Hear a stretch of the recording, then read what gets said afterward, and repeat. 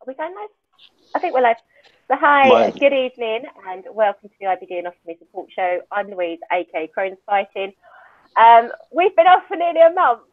We are sorry, but due to illness, work, unforeseeable circumstances, we've just not been able to do the show. So we are back tonight. Tonight's topic is temporary stomas versus permanent stomas and the emotional impact that it can have on both your mental health and your well-being, along with extended family, friends, and so forth. It's a topic that's quite close to our heart. You've got two of us that are going in for pan-proctolectomy surgery in the next 3 weeks. Steffi's had hers done. Natalie, we don't know what's going on with Natalie. Still got a stoma, but we don't know whether she's going to keep it or whether it's going to be reversed and everything else. So that's what we're going to be covering this evening. What have I been up to? Oh, I've been busy as per usual. Had a phone call from the admissions office today from my surgeon to confirm that my surgery is going ahead on the 19th of October. It's not being pushed, so now I can panic. Anyone watching, if you have been for surgery, if you're like me and you're allergic to things like morphine, and if fentanyl puts the exorcist to shame with projectile vomiting, I would love to hear about any other pain med options, because mine are limited. Surgery's going to hurt. There's no lying about that. And somebody said to me about oxycodone, but a lot of people have said to me that makes you hallucinate. Now, being the type of person that I am on drugs, for me, hallucinating is probably not a wise idea, because then my mother's probably going to find out how many tattoos I do actually have, because I have a habit of flashing in the recovery room after I've had my surgery done and going, look at my stoma, because that's what I do. My daughter's turned 9. All of a sudden, she's making cups of tea. She's making hot chocolates, and we currently went through a haggling process with her with regards to household chores and getting ready for school in the morning without putting either myself or Ben in a bad mood. So she's getting £1 a day. That's all she does to checklist. And she's renting my bank account. This Saturday is World Ostomy Day, so a shout out for any Kent ostomates and London-based ostomates that are watching. The bus starts at Tower Hill at 10:30. If you want any details, just message me at Crohn's Fighting or message me on my personal page, my personal messenger, and I'll send you the details with regards to how to get to that. Other than that, okay, so the next couple of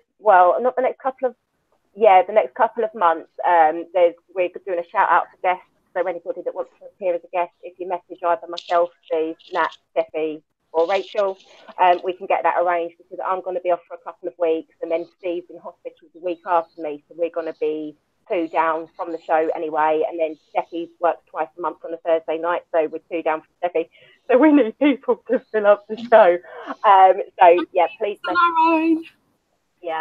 Please message us. Other than that, that's about it for me, I think. That's about it. Not much else to report other than I'm a boring old fart. Oh, one more thing. Guess what I got? Look, can you see this? I got cards against muggles. My lad's just bought that Cards Against Humanity. He says it should be here, Dad, by Saturday, and they're stopping the weekend, so we're going to be playing that. I've no idea what it is. Oh, trust me, it's really good. Yeah, my Danny's bought it. So that should be fun. I've got Cards Against Humanity, but we put it away when we redecorated our living room, and for the life of me, I can't find it. But I've also got Joking Hazard, which, if you know James and Fiona, they can swear testament to how bad that game actually gets after a few drinks. What's it called? Joking Hazard. It's like this card game. We've got Exploding Kittens. I've got Exploding Kittens as well, but I've got to get a new deck, because where we taught Maisie, she's actually damaged the card. Exploding Kittens. I've no idea about this. She's destroyed the Exploding Kitty card, so we know when it's coming up, which sort of defeats the object of playing the game, because it's meant to be a surprise of knocking you out. You've got Bears and Make Your Own Monsters as well. That's another card game. There's quite a few. What was that first one you said, Louise? Because I'm going to write it down. I've got Cards Against Muggles. Yeah, not that one. The next one. Joking Hazard. Joking Hazard. Okay. Yeah, it's like a pictogram. It's like a pictogram version of Cards Against Humanity, just thicker. Okay. I learned to play Exploding Kittens in the pub, which is the best way to learn to play Exploding Kittens. However, if you and your other half are ruthless and you like stitching each other up, don't sit next to each other, or don't put the worst one before you, because they're going to do you when it's your Mhm. So I'll pass you over to Steffi and we'll go from there. Hi, I'm Steffi at IBD Ostomy. What have I been doing?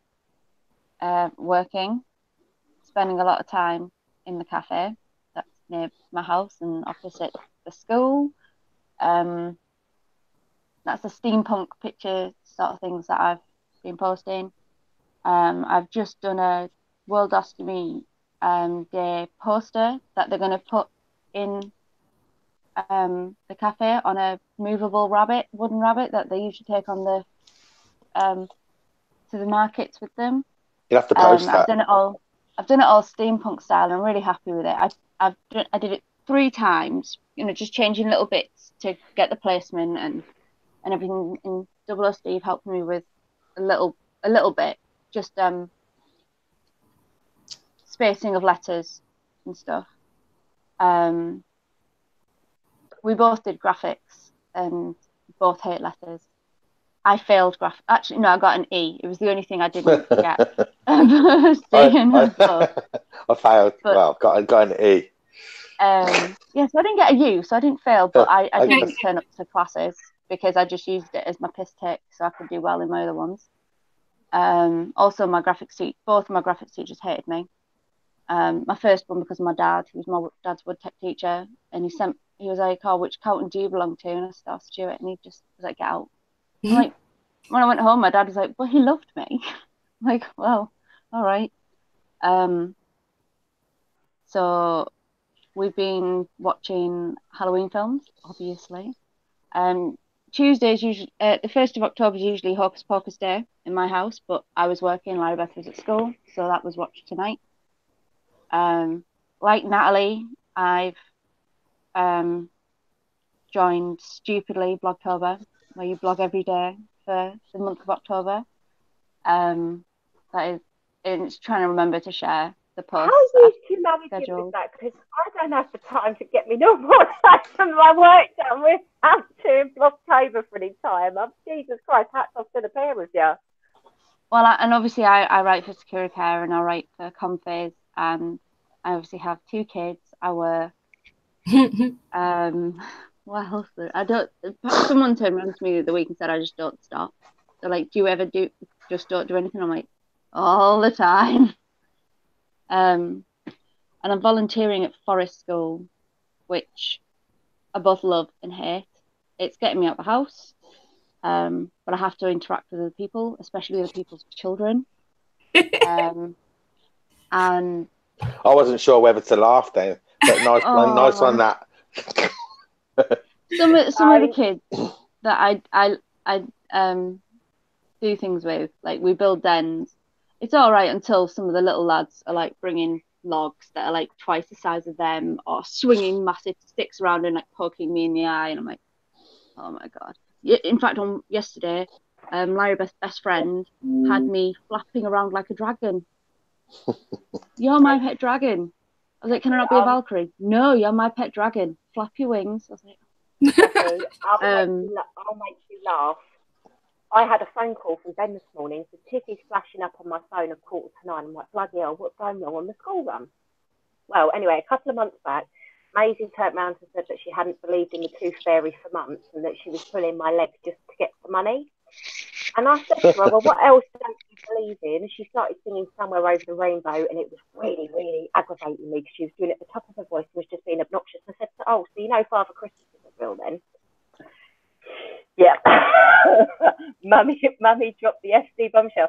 Well, she was having an argument with her best friend at school, and she said that she's not too sure if Father Christmas is real. And Maisie, being Maisie, turned around and said, well, no, my mum said he's not.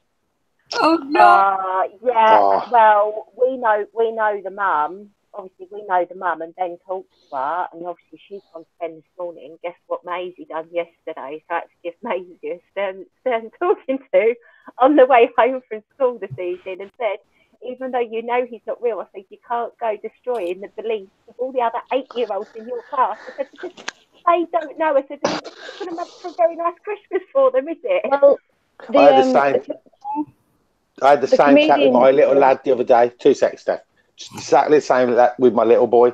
But I didn't know whether I wasn't sure. I couldn't remember whether he knew about Father Christmas or not. So I've said, you know about Father Christmas then, don't you? He goes, yeah, I know about Father Christmas.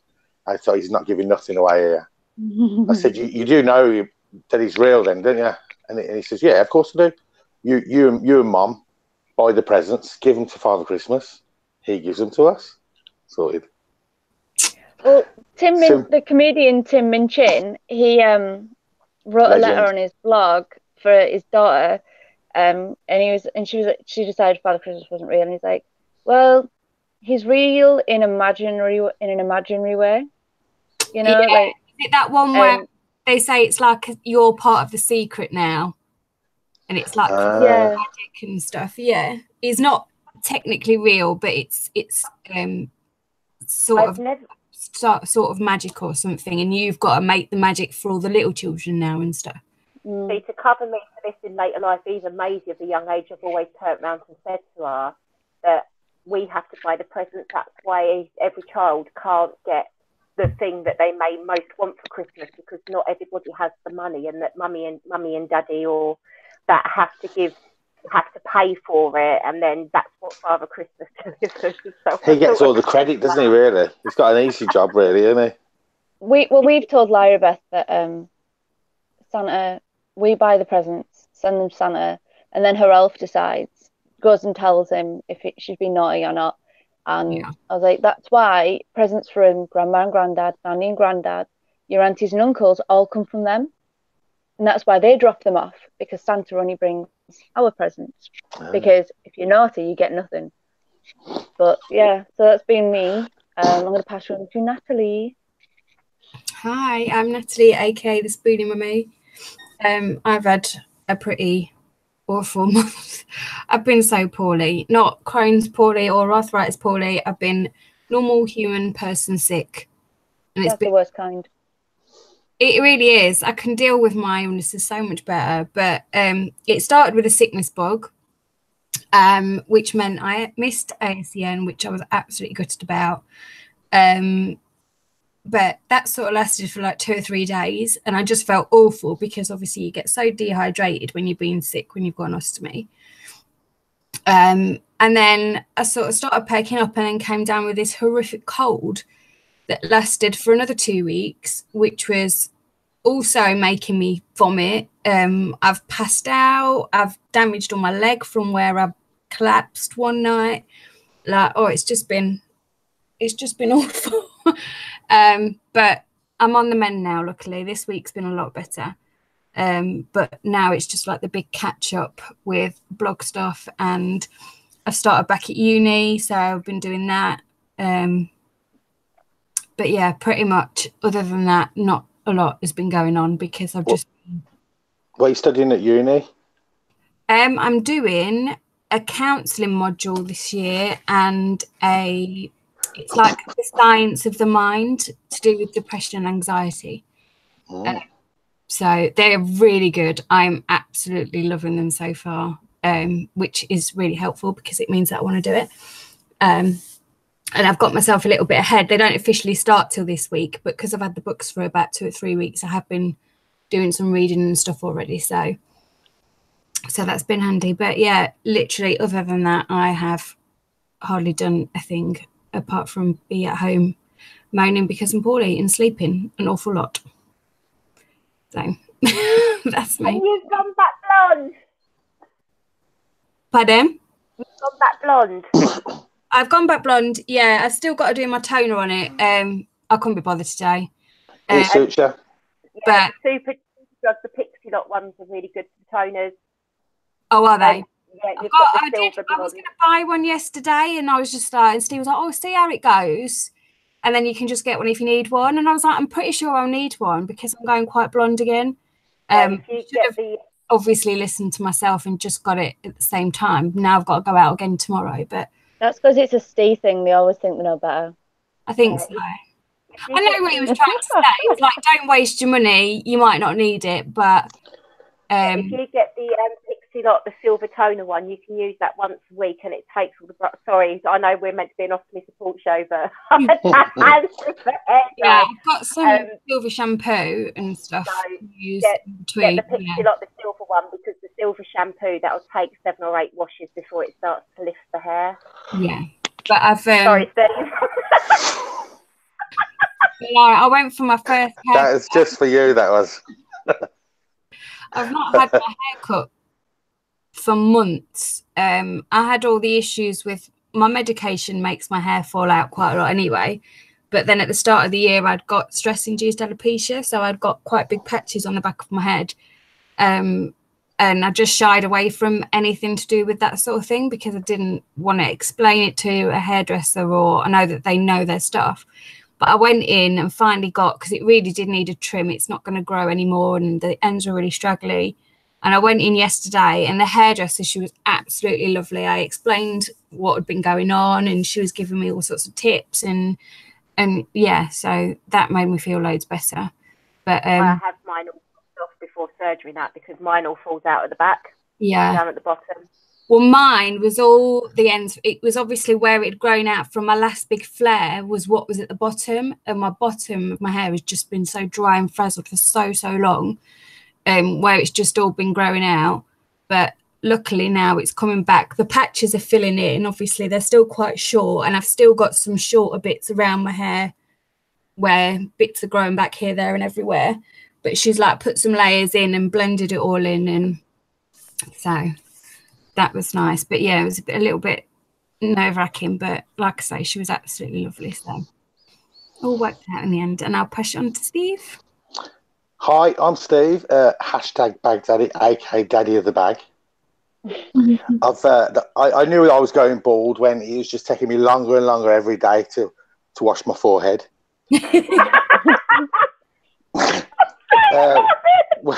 What have I been doing this week? What have I been doing? I don't think I've been on for a month, have I? No. It's been a crazy month, you know. It's been a mad month. Obviously, go on. I think the last one we did was the weekend, was the Thursday before ASDN. ASM was really good. I got very drunk on the evening. Yes, you did. Yes, it was good to let your hair down. And then obviously the following weekend it was the National Diversity Awards, where I saw all you guys. Yeah, all on the big screen, giving out shout outs. That was really amazing as well. That was a real crazy event. There was diversity at its finest. I knew she was going to win. I told her she was going to win. As soon as I was kind of watching the screen, and then I filmed a little bit, and then I stopped filming, and then I just pressed it at the right moment to get. I think I'm swearing on the video as well, so that's live. I think this week I've just been working. Our work has been told. There's Jaguar workers and there's DHL workers. Now, the DHL workers deliver parts to the track, and obviously the Jag workers build the car. They've been given a 3-day week, 3-day production weeks, but we're still in for the 5 days. But there's kind of like a Monday and Friday. Friday we only do half a day. We're going to be in, but what we're going to be doing, we don't know. So we're not actually losing money. There's downtime coming up. I think it's week 45, 46 and 51 where we've been given options to have half pay, work at different places, different DHL sites. Doesn't affect me because I'll be off. I'll be on the sick from my operation, which is 25th, week after Louise's. I'm seriously debating doing a live protectomy and hernia repair video. No, I'm not going to do that. I visited Liam last week, which set off my anxiety ridiculous. I haven't been asleep. It's just madness. I've been absolutely fine. My first operation was an emergency, so I never actually got to worry about nothing. Yeah. This one, originally I was given like 33 days to wait, and I thought I'm all right, I'm set. And then the doctor said, the surgeon said, it's been put back another month, so that it was like 50, 60 days. And now I'm in the 21-day countdown now, and I'm not sleeping on the nights. I'm waking up every 3 or 4 hours. It's just madness, just all the scenarios that could happen. You know, there's quite a few people online that are having a few difficulties with their ops and stuff. So that doesn't mean you're going to, though. I know it doesn't. I mean, I had the full lot, my J pouch, some of my small bowel, and then my bum sewn up, and I was fine. You'll be fine. Yeah, it's just your mind, isn't it? You know, you can't. I need to sort of do some sort of meditation or relaxation on the nights, I think, to sort of clear my mind, because, you know, I'm waking up and then I can't get back to sleep then. It's ridiculous. Can you go to sleep with music on? No, not really. Have you tried like white noise? I go to sleep, fine, and then I wake up and I'm wide awake and I'm just thinking. So I need something. Up, sweating? Not really, no, because I always have the window open. Steve, draw. When you wake up, draw.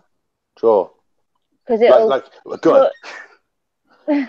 Just draw anything, and then it'll slow your brain down again, because you'll get tired, because you get bored. I mean, I know you like drawing, but you still get bored after a while. Yeah. And then you can try going back to sleep.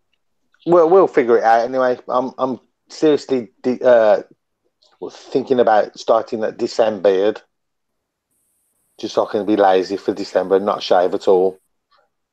Just let it go wild. Do you one of those like Christmas beards? Do you know they put the baubles in them? I may do, you know.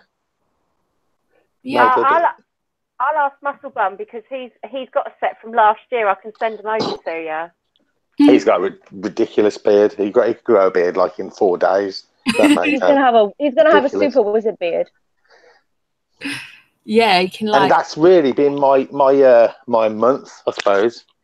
I got the kids this weekend, and then not next weekend, the following weekend, and then it's my op. So all a bit in the air, really. Don't really know what's going on. At least Rachel's going to come up with you. Yeah, that'd be nice. Yeah, better leave her alone in my flat and hope everything doesn't set fire. You're going to get home and everything will have been girly. It's not that. It's going to be, he's going to have no cups and glasses because she's going to have used them all left on the side. Oh, I'll tell you what, I've never known someone to have that many drinks on my table, on my penny table. It's just full. I need to buy a load more coasters, you know. But you got to love her. Steve's just put up about... she's not on tonight because she's not feeling very well, so... we love you! Yeah. We love you, Ray. Absolutely. And that's me. Steve's just put up about the Lush Sleepy Lotion, Steve. Lush Sleepy Lotion. Yeah. We went, I'd heard about it, and Lush do, it's like a body lotion, but it's called Sleepy, and it's like a lavendery based one. And I went in, and do you know, they always come and help, like, I always call them the happiest people in the world, the Lush people, because they're always so happy. Yeah. She's like, oh, what are you looking for? And I said, oh, I'm actually looking for that Sleepy Lotion. And she's like, oh, you've heard about it. But she was like, please don't think it's going to, if she said it, like struggling to sleep and stuff like that. And obviously I'm on steroids and stuff, which can interrupt your sleep anyway. Steve's on all sorts of stuff that can interrupt his sleep. So she was like, please don't like think it's going to just work like that. Because she said, I really don't want you to be disappointed and come in and moan at me for saying it would work. But she said a lot of people have found it really helps them sleep. If you just rub it on your pulse points. So we like put it on our wrists and on our necks and just a little bit here. Example. Yeah. And that's worth a try, isn't it? Really, honestly, we have both found like it's massive difference. It's really, really good. And if you if you like the higher end of the spectrum, Fennec and John Lewis also sell the sets as well. They do it in like a 3 kit. It's a roller, a spray, and something that goes under your pillow. But I can't use any of that because I found out I'm allergic to lavender. So I was getting all the sores on my face. There's sleep hypnosis apps you can use for trying to get back to sleep. Yeah, somebody I know. Do you know Kieran, Steve? Kieran. With the ostomy, Kieran. Yes. He uses those sleep things because he told me once when I was in hospital and I couldn't sleep. And he was like, I'll put one of them on. I always sleep to them. Okay. I can't, but he swears by them. I'll have a look at that, definitely. There was one about, and it was a guy with a BBC accent, and he was reading off like like ship logs or something. Shipping forecasts. And it was because it was so quite monotone and everything. And there was another one about a sleeper train to Siberia or something. That was pretty good. I mean, they didn't work all the time when I was pregnant, but some of them did work. Or there's an app called Calm, and it's free, and you can literally pick sounds that make you feel tired, and you can have your own harmony. You can make your own harmony up. Okay. That's pretty good. I use that when I'm struggling to get sleep to make me feel sleepy. It doesn't put me to sleep, but it makes me sleepy. I'll tell you what I did do a while back, way before this all started, was I put an app on my phone that, because I'm convinced that I don't snore, but apparently I do. Yeah, so I put this app on my phone that starts recording as soon as noise happens. I put it by the side of my bed, and I, I thought, right, I'll listen to it. I'll just listen to half an hour of it, see if I'm being lied to. And I was listening to myself breathing for about half an hour, and it sent me to sleep, so I never got to hear the rest of it. So, I'd never know whether it actually happened or not. I deleted the app anyway, so... there was a thing in the paper saying, do you know, like pilots and stuff that have layovers and they need to sleep to be able to fly the plane the next morning and all that. And I think it was used in the military. But they do this technique, and you relax like from your toes upwards, every muscle in your body. And then in your head, you've got to be thinking, what is it you've got to think? Don't think, that's it. You like, just repeat to yourself, don't think in your head. And that's supposed to like put you to sleep in less than a minute or something ridiculous. But it's kind of like relaxing everything, isn't it? Yeah, well, I was doing it and I couldn't remember the words to say. So then in my head, I'm stressing that I'm saying the wrong thing. I'm like, this is never going to work. And then I was like, yeah, totally isn't going to work. I lay awake at 3 in the morning trying to work out if penguins have knees. Backwards ones. There's a meditation I use because I've got a little book of meditations I've had since I was 16, and you kind of start by like you imagine yourself as a light, so you like swirl around your head, and then you go down into every muscle of your body, and you work your way through like your arms, your fingers, your chest, your stomach, all the way down, and it's supposed to make you feel. Well, it makes me feel heavy, and then I use it when I'm struggling to sleep. So that's just the opposite way of the pilot. But. Right, I think we need to broach the subject of the night. So, temporary versus permanent stomas, the mental and emotional impact. Now, I think for me, my first stoma was an emergency, and I didn't even know that I was going to wake up with a stoma. I just got told that I was being taken down for surgery, and they had to stop the sepsis. So waking up with a stoma was a bit of a shock. And I think because of all the damage that was caused, and obviously having to have plastics and a fair amount of abdominoplasty over the years and everything else to try and get my stomach at least back to resembling some sort of normal, I couldn't wait to have the reversal done. That was all I had going through my head for 3 years. There was no point in accepting the stoma. It was going to go back to normal. I was going to be put back to normal. And that was it. I wanted the reversal, come hell or high water, or suing the hospital. I wanted my insides put back together.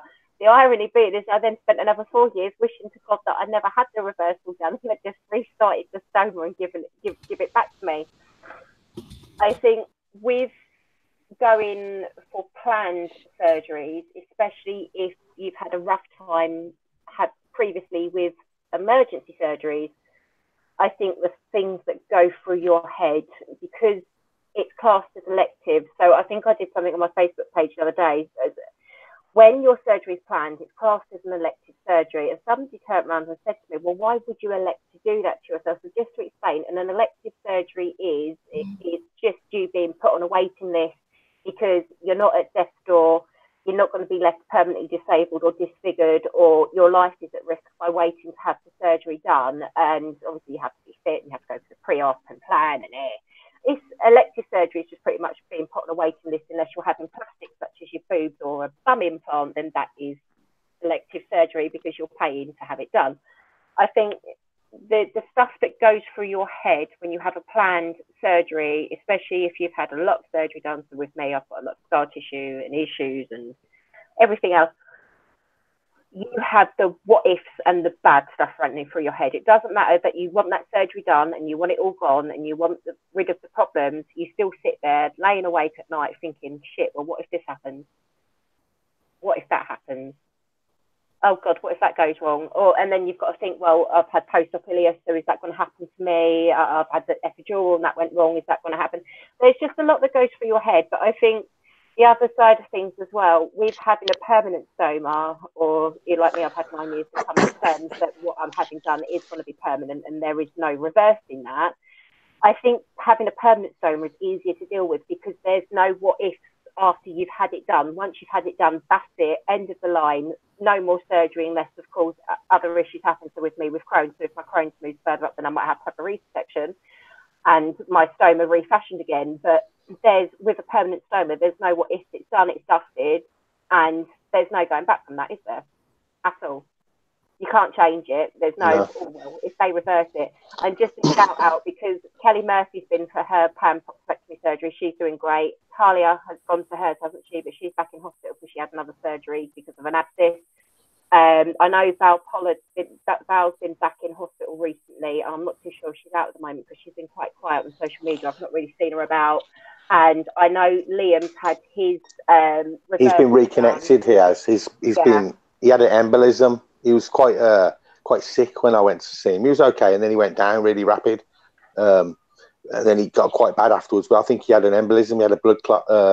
It's mad because I was talking to him while I was there about the one I had, and thought I was going to die. And he was the same. He said he couldn't breathe. But fingers crossed.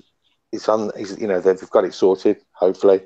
Well, I saw he was posting up his food wish list today. Yeah. He's on the mend then, isn't he? Yeah, it's what he wants, what he wants to eat because he's been nil by mouth obviously since he's been in apart from fluids. Why don't do that to yourself? You drive yourself mad wanting food and sit there going, well, I can eat this and I can get this and I can get this. Mate, all you I did that after my TPN. I wrote a list of all the things I wanted to eat when I got out of hospital, and my mum and dad made me everything on that list. Really? I saw the nurse that was one of the nurses that I saw when I was in myself 3 years ago as well, and I recognised her, and she's going, oh, bleeding now, not you again. 2 days after my surgery, when they said I could eat again, and the doctor was like, eat what you want, like you need to put on your weight back on, like burgers, pizza, blah blah blah. I was like, I just want a Greg sausage roll. So my mum brought me in. I only managed half of it as well, but that was just what. Do you know what the first thing that I ate after my J-pop surgery was? A sausage roll. Yeah. Really? The first thing after my endoscopy, sausage roll, which was the stupidest thing because your throat's in bits. But I chose to have a permanent stoma. There was none of this. I'm going to have a temporary and then I'm going to have a permanent. And I'm the only person I know that's done that. Now, was that because of suffering? Well, I didn't have a stoma with my J-pouch. The surgeon told me I didn't need it. What an arrogant asshole he was. And that was probably one of the 8 years I had my J-pouch, probably worse than me having my colitis. And you didn't have a stoma while it was being formed? Nope. I thought it was like a 2-stage operation. It's supposed to be so that your J-pouch can heal. Yeah. Mine never healed properly because I didn't have a stoma. So anyone that thinks, oh, I don't need to, yes, you do, because it's stupid. I remember saying, if I wake up with a stoma, I'm going to kill myself. I was 21. I was very much not happening. What you draw in circles on before. Nobody had even talked to me about a stoma or anything. So then when I went to the surgery team, I was like, I want to have it all removed. I want a permanent stoma. So I'd done my research and everything. Like, you're not mentally strong enough. You've got a lot of anger there. I'm like, of course I fucking do. Seriously. And they were like, you can have a temporary one. And I remember Stephen was just like, why would you want a temporary one when your disease can just come back? When the disease that's in the J pouch could just come back. He's like, why would you want to risk more surgery? Why not just get it all out? And then we saw the guy that did my aftercare after my first surgery, because I swapped surgeons because the other one was so crap. And he was like, you there's no way you're not mentally strong enough. You have a toddler. And I was like, yes. And he was like, I remember what you were like and how beforehand and how you've changed and this, that, and the other. And he's like, well, I want you to have some counselling, but you can have a permanent one. Just remember, it is permanent. And I don't know why people would want a temporary stone unless you want to have maybe the reversal or whatever. But like if you've got Crohn's, or I just don't understand why you'd want to. Or like when the Crohn's is going to affect any part of your digestive system anyway. And then, but if you've got colitis, you just want to get rid of it. Just get shot of it.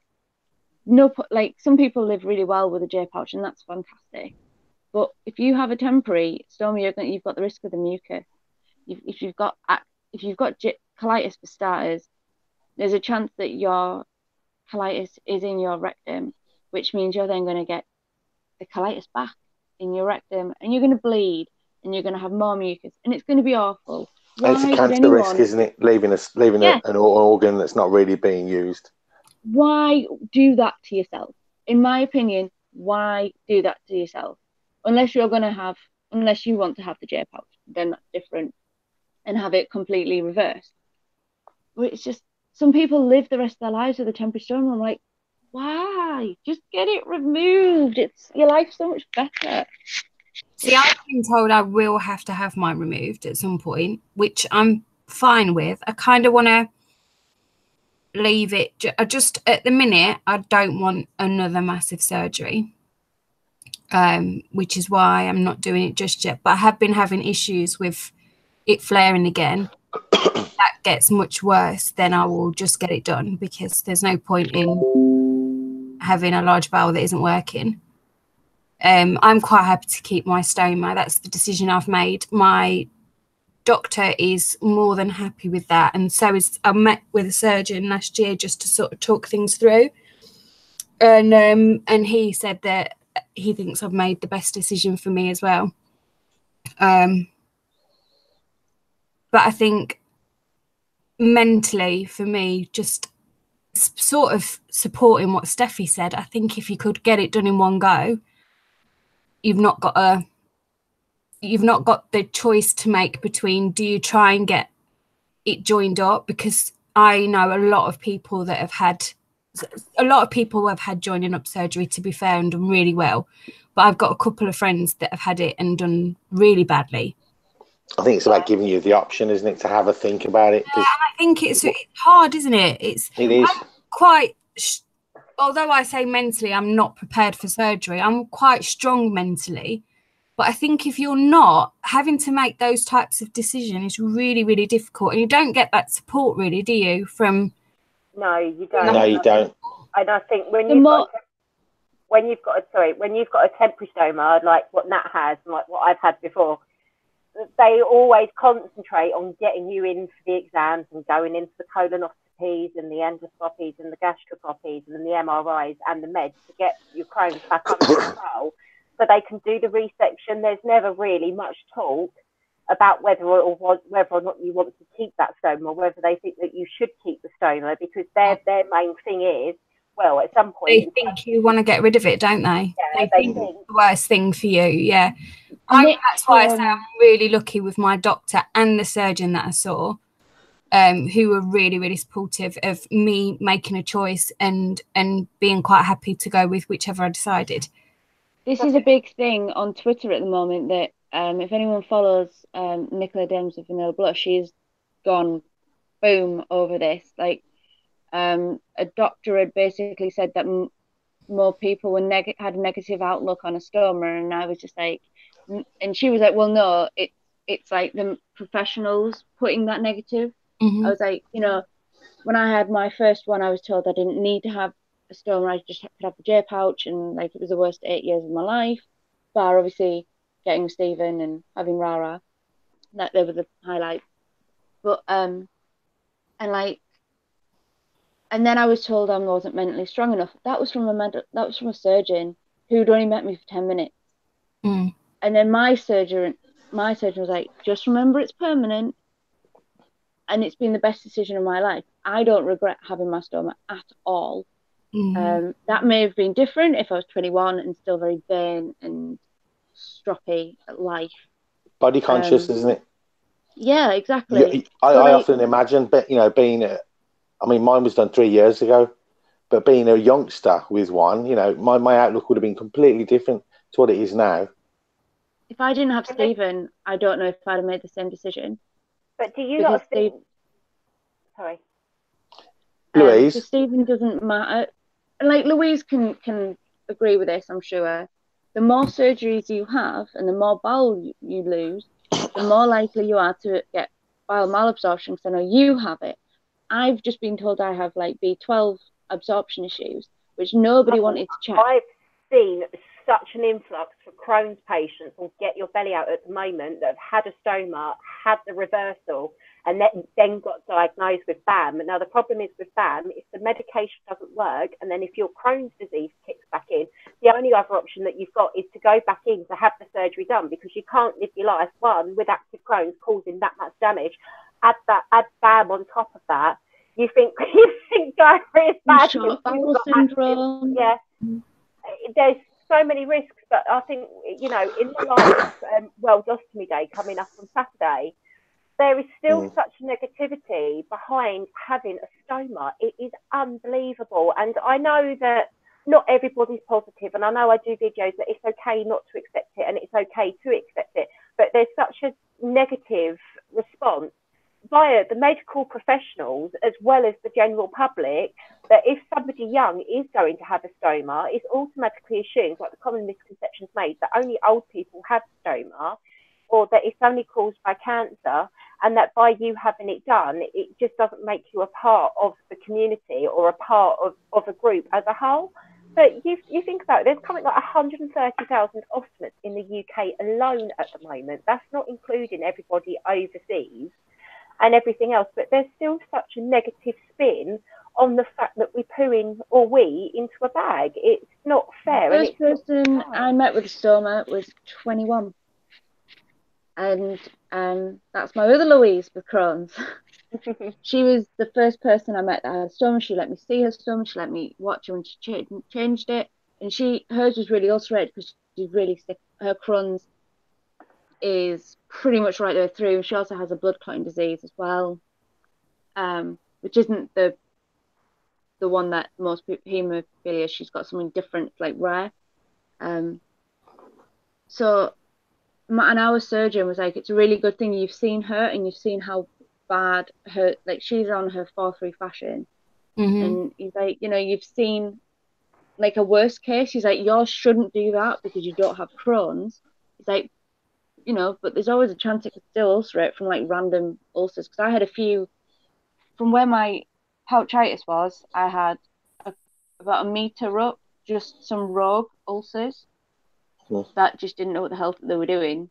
But there weren't any. He said they were only small, and he didn't really worry. But I think he chopped them out anyway, because he was chopping it out anyway. So why not? But it's scary to think that so many people think we're all just old. I mean, Steve's the oldest here, and he's still not old. Thank you very much.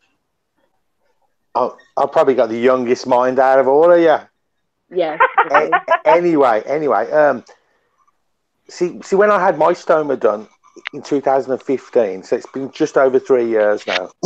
The plan was try a reversal. If it doesn't work, go back to having a bag, because the bag's been brilliant. I'm not going to lie.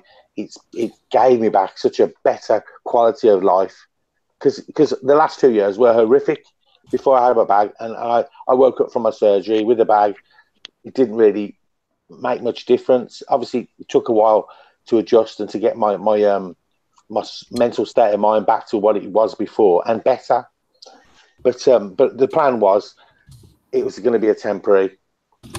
try the J pouch. Now, the next year and a half was spent listening and watching people and learning about people who are having troubles with the J pouch, having troubles with having an ileostomy or a colostomy or a urostomy, all of them, and then it's just sort of gathering a bit of stuff for myself. But then I was told that obviously the last year my rectal stump, which is like 10 centimeters, has been quite active. It's been quite flaring, and the urgency now is getting more and more prevalent. Oh, that's a good word. I like that. So it's kind of like I might be rooted to the spot and think, right, and I best run to the toilet now in between spasms of the rectum. And it's kind of like you got to get there sharpish. So I know now that having a reversal wouldn't have been an option for me. It'd be like, I don't know who said it before, but it would be like sewing two sausage skins together. There's nothing left to work with, really. So for me, the permanent option, it's a no-brainer. It's I'm happy with my stoma. I much prefer it. I say this to many people. I can't believe that you're still wiping your bum. Oh, like the old-fashioned people, like the old-fashioned days. That's disgusting. You know what I mean? Ugh. And I make them feel a bit weird. Like I mean, like they're really archaic and doing something that's disgusting. You mean you pick up toilet paper and I can't even think of it. and switch on them, because you know what, it's totally changed my life completely in many ways. I can't even mention them on here, but I know some people don't like having their stoma, and they either haven't found the right product that works, or if it's a temporary stoma, like from what I've read of people, those with an end ileostomy have less issues than a loop ileostomy. Obviously, I can't comment on that because I've not had one. I went straight for permanent end ileostomy. But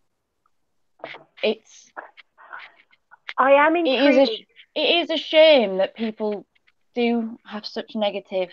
It's going to happen, though, isn't it, Steph? Yeah, I mean, I think a lot of it's to do with working through all the different products they can help. Like us lot with our ostomy bag roulette. I think a lot of the issues, right, is how you came to get your stoma and what your life was like before you had your stoma. I had 7 years of just having colitis and having the odd accident every now and again, and having cramps and all the things that come with colitis, but not really being an issue. Now, the last 2 years, I was going through quite a nasty relationship, and also I was in agony, and I was going to the toilet 30 times a day. I mean, 5 or 6 times during the night, and I was literally have to run to the toilet, and it'd be like squirting, washing up liquid. It'd be like a quick burst, and it was just blood 30 times a day. I felt awful. So when I woke up from my surgery, and once it settled down, I'm doing it in a bag. My life had changed like you wouldn't believe. It's kind of like I felt so happy, and yeah, I had a bag on me, a bag with poo in it, But so what? I'm of an age now where I can talk to people. I can make fun of myself because I make fun of everyone else. That's what I do, and everyone in my work knows about me and knows about my bag. And you know what? If they're going to take the piss, I'm brilliant at taking the piss. It's my skill found it in life. Interesting. Sorry, Nat. It's all right. I was just like, laughing's like the best thing, I think. Absolutely. Able to laugh. I've literally just found out at work that we have one person with a stoma. Managers completely themselves, not a problem. We don't do any care like that. But if they needed help, they could ring and we'd go up. But like when I was doing my medication training, it obviously the thing that pops up with like what you need training for, and I was surprised eye drops weren't in there, because when I did community care, you've got to be careful with an eye drop. It's like, what if you miss? What if you get too many in? What if it washes out? Blah, blah, blah. You got to get the little pocket thing, So we always had to be trained individually for each person by a different nurse. Stomas, you've got to be trained, but eye drops you don't at my place of work. And I was like, oh, well, I'm fine. I've been trained by 2 stoma nurses. Oh, no, you're not allowed to do it. I'm like, but I'm trained. I'm trained by 2 stoma nurses who run my area, and they were like, no, you'd have to be trained by someone in-house. I'm like, you, not in-house, but like locally. I'm like, you are aware that my stoma nurse will come and show me how to do what I already know how to do, because it's my stoma nurses that cover our building. Madness. So it's insane. And like this button, one of the staff spelled stoma, Stomer, and I was just like, oh my god, bless. I'm lucky in the respect that I've got one of my close supervisors has colitis, so straight away we've chatted for ages, you know, about what we chat about. He's in a stage where he's nowhere near close to having a bag or you know, but he suffers at times, but he can talk to me about it. And one of the higher managers that I spoke to when I wanted time off for the coloplast video, he also has ulcerative colitis, but his has been in remission for years, and he uses yoga. But we was able to strike up a conversation, you know, a proper conversation like what we have. You can just sat at the dining table eating hot dogs and be talking about poo. Do you know what I mean? And so it's kind of like having that has helped in a way, knowing that people, because at my work now, there's you used to be able to phone in if you was going to be late or if you was going to be off. You'd phone in, you'd speak to your manager, and you'd explain what the case was. You'd say diarrhea because none of them can spell it, and then, but now you have to phone up what's it called? It's like a being offline. I can't think of the word. Is it like an automated thing? Yeah, it's an absence line, and they're nowhere near. They're probably in Bristol. And you literally speak to someone. You say, right, this is where I work. This is my clock number, my Oracle number. This is the reason I'm going to be off. Now, as soon as you mention the word stoma or blockage of stoma, they haven't a clue what you're talking about. They really don't know. There's nowhere on their system that they can punch in. Oh, it's having tummy problems. And so it's just hilarious. And by the time you've spoke to them, you might as well have gone to work. By the time you've explained what's happening. Them things are aren't they? I'm really lucky that we do have like something like that. And the same in my old place of work. But my new managers seem to be like, they all know what a stoma is and whatever, because the job we do.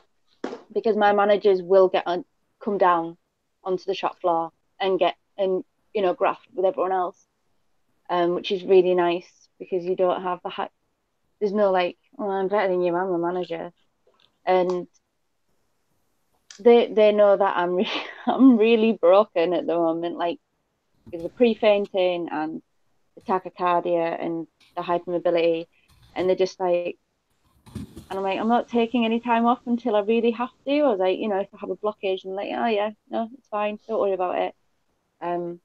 Just let us know what's going on. But not everyone gets that. Not everyone has any understanding from employers. I mean, Louise is really lucky being the face of Vitamin E, and her mum being like her being the account for her mum. You know, she's really lucky that she's got people that actually goddamn understand. They don't always understand. My mum tells me that I need to get a life sometimes, because I'm so immersed in stomas and IBD, and obviously because I have social groups of friends that have got stomas and IBD and everything else. And my mum goes to me, why can't you just be normal? And I was like, because I'm special, mum.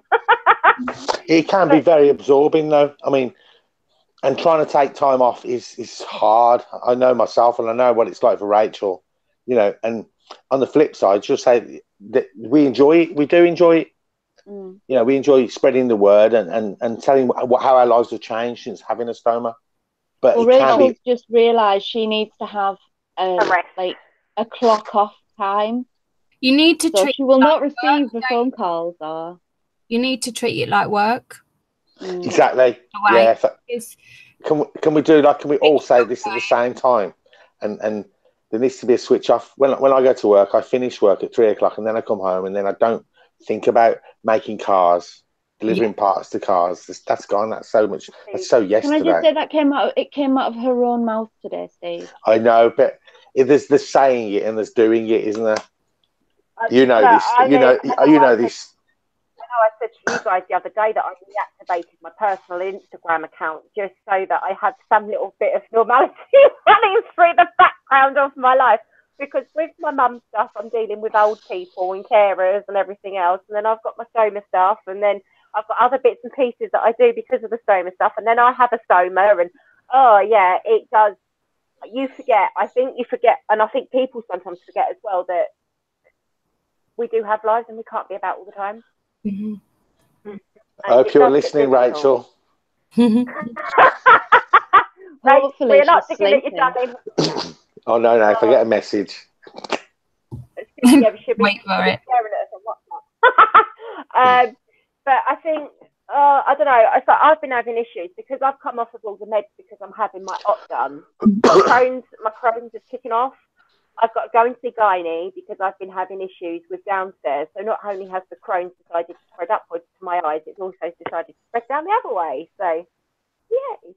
Did you hear, or did you see, sorry, on, this is slightly relevant, on Twitter that they're thinking of making vedolizumab and infliximab injection-based rather than fusion?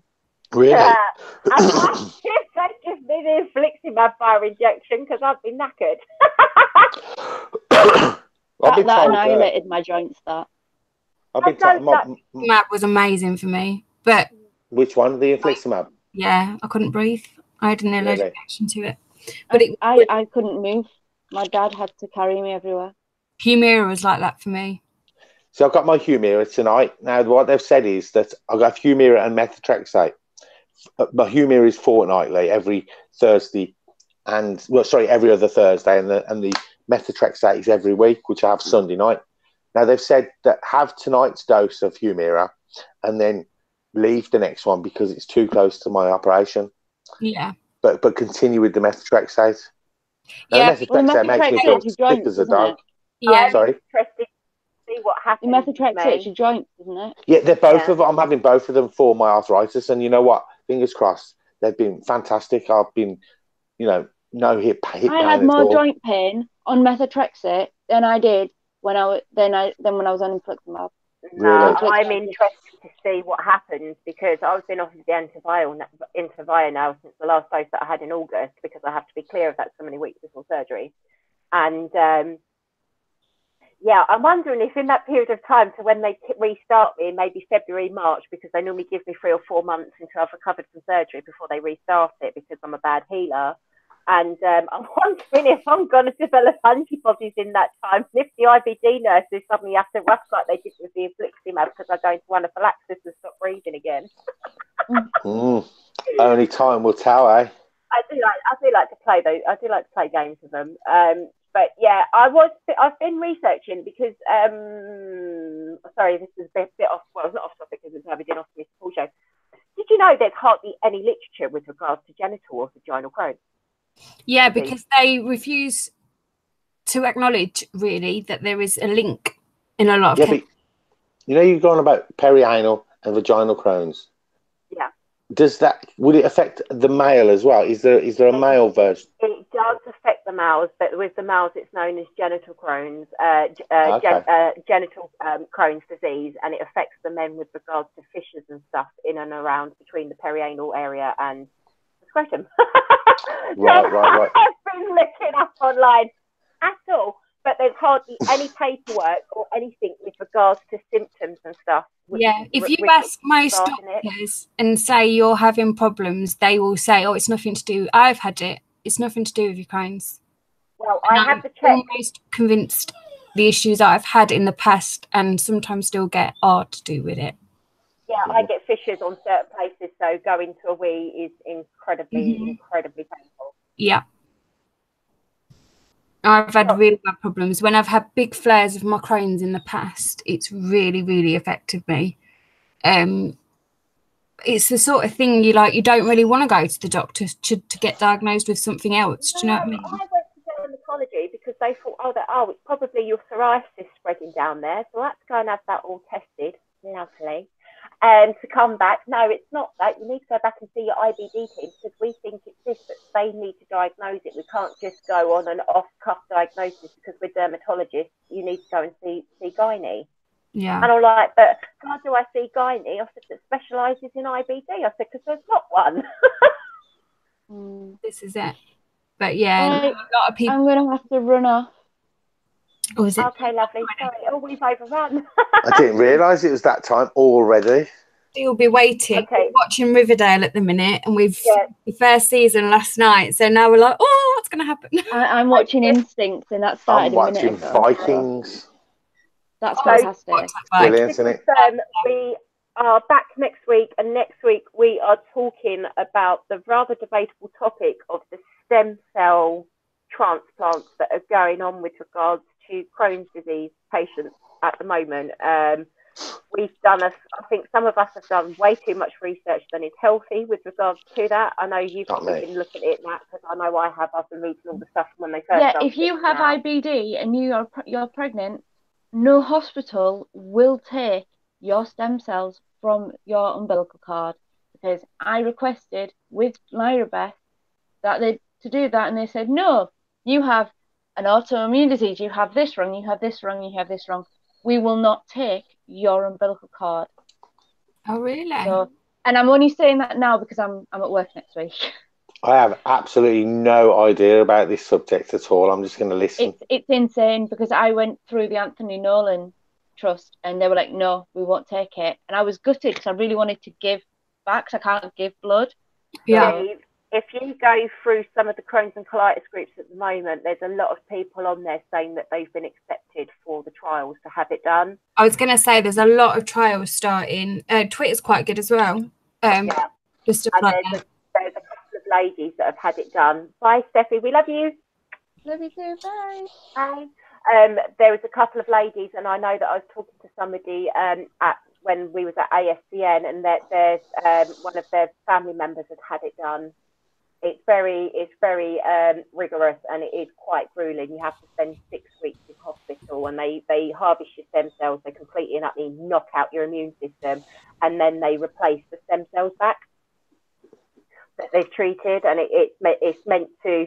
It's not a cure, but it is meant to lessen some of the symptoms, whether or not that works, because it's an autoimmune disease, and obviously taking stem cells from an autoimmune system that's already affected and then putting those stem cells back in, I can't quite work that one out, but apparently for some people it's working. But we'll be back with that again next week. And I just realised I'm rambling on, so I'd like to say thank you ever so much to everybody that's joined us this evening, and we will see you again next week. So we say bye. Bye. Bye.